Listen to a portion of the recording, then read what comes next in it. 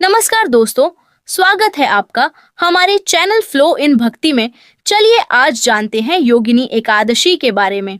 हिंदू धर्म में एकादशी तिथि को बेहद शुभ माना जाता है। इस दिन सृष्टि के संचालक भगवान विष्णु की पूजा करने का विधान है। मान्यता है कि पूजा के प्रभाव से साधक के समस्त दुखों का अंत होता है और उसके जीवन में खुशियां वास करती हैं। पंचांग के मुताबिक हर माह के कृष्ण और शुक्ल पक्ष की 11वीं तिथि पर एकादशी व्रत रखा जाता है। इस दौरान सभी तिथि में आषाढ़ माह के कृष्ण पक्ष की एकादशी को अधिक महत्वपूर्ण माना गया है, क्योंकि इस दिन योगिनी एकादशी का व्रत रखा जाता है।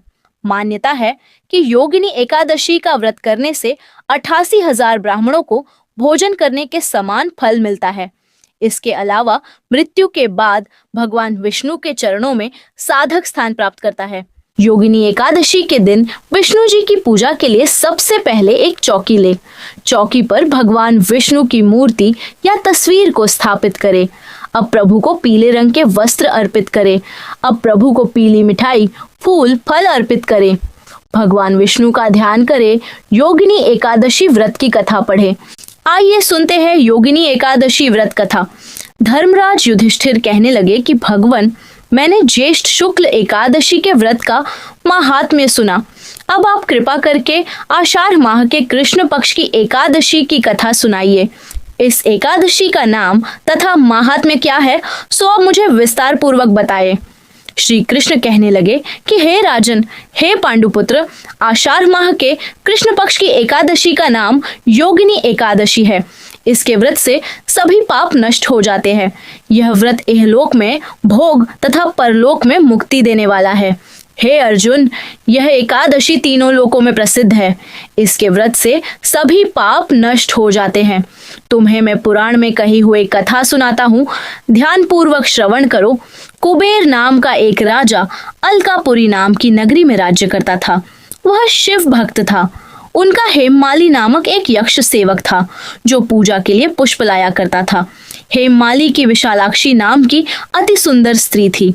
एक दिन वह मानसरोवर से पुष्प लेकर आया, किंतु कामासक्त होने के कारण पुष्पों को रखकर अपनी स्त्री के साथ रमण करने लगा। इस भोग विलास में मध्याह्न का समय हो गया।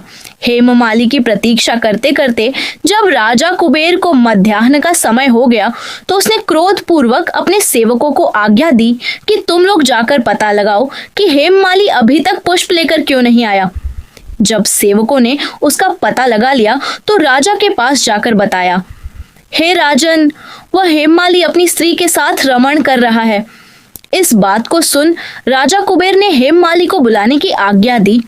भय से कांपता हुआ हेममाली राजा के सामने उपस्थित हुआ। उसे देखकर कुबेर को अत्यंत क्रोध आया तथा उसके होठ पटफदाने लगे। राजा ने कहा, अरे अधम, तूने मेरे परम पूजनीय देवों के भी देव भगवान शिव जी का अपमान किया है।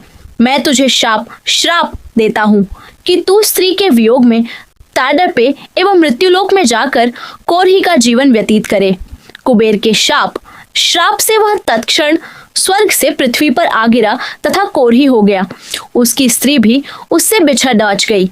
मृत्युलोक में आकर उसने अनेक भयंकर कष्ट भोगे, किंतु शिव की कृपा से उसकी बुद्धि मलिन न हुई तथा उसे पूर्व जन्म की भी सुध रही। अनेक कष्टों को भोगता हुआ तथा अपने पूर्व जन्म के कुकर्मों का स्मरण करता हुआ वह हिमालय पर्वत की ओर चल पड़ा। चलते चलते वह मार्कंडेय औषि के आश्रम में जा पहुंचा। वह औषि अत्यंत वृद्ध तपस्वी थे। वह दूसरे ब्रह्मा के समान प्रतीत हो रहे थे तथा उनका वह आश्रम ब्रह्मा की सभा के समान शोभा दे रहा था। औषि को देखकर हेममाली वहां गया और उन्हें प्रणाम करके उनके चरणों में गिर पड़ डाला। हेममाली को देखकर मार्कंडेय औषि ने कहा, तूने कौन से निकृष्ट कर्म किए हैं जिससे तू कोरही हुआ तथा भयानक कष्ट भोग रहा है। महर्षि की बात सुनकर हेममाली बोला, हे मुनिश्रेष्ठ, मैं राजा कुबेर का अनुचर था। मेरा नाम हेममाली है। मैं प्रतिदिन मानसरोवर से पुष्प लाकर शिव पूजा के समय कुबेर को दिया करता था।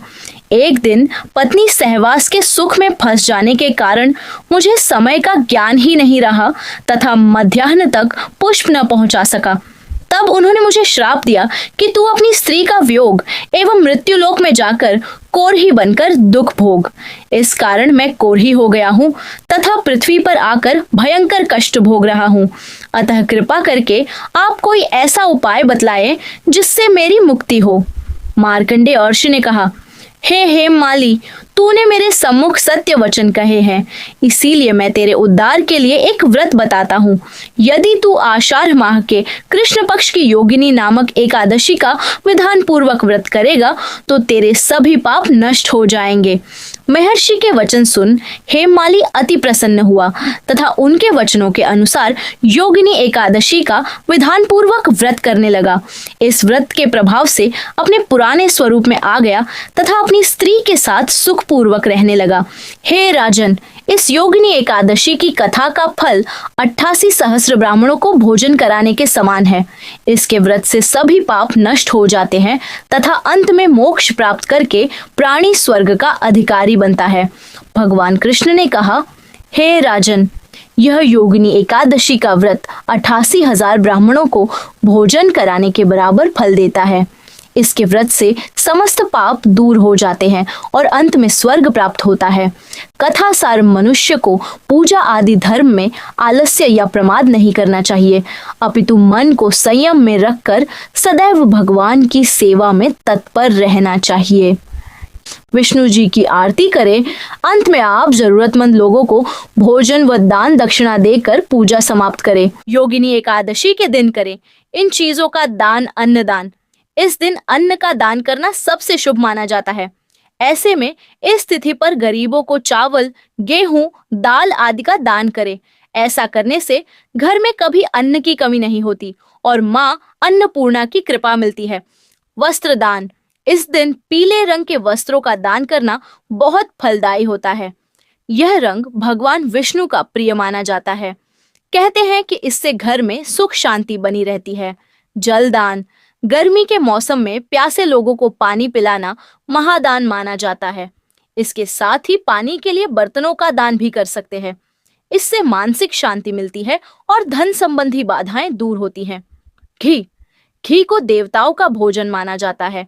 इस दिन घी का दान करने से बुद्धि तेज होती है और ज्ञान की वृद्धि होती है। तिल। तिल को भगवान शिव को अत्यंत प्रिय माना जाता है।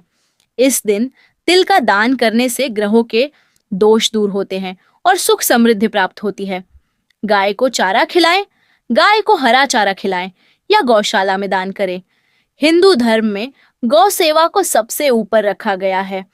इससे माँ लक्ष्मी खुश होती है। धन दान। इस दिन अपनी क्षमता के अनुसार धन का दान भी करना चाहिए। कहा जाता है कि इससे दान पूरा होता है। इसके साथ ही दान का फल कई गुना बढ़ जाता है। ये था आज का वीडियो। जानकारी अच्छी लगी हो तो वीडियो को जरूर लाइक करें और कमेंट में हरिओम जरूर लिखें। जय श्री कृष्ण।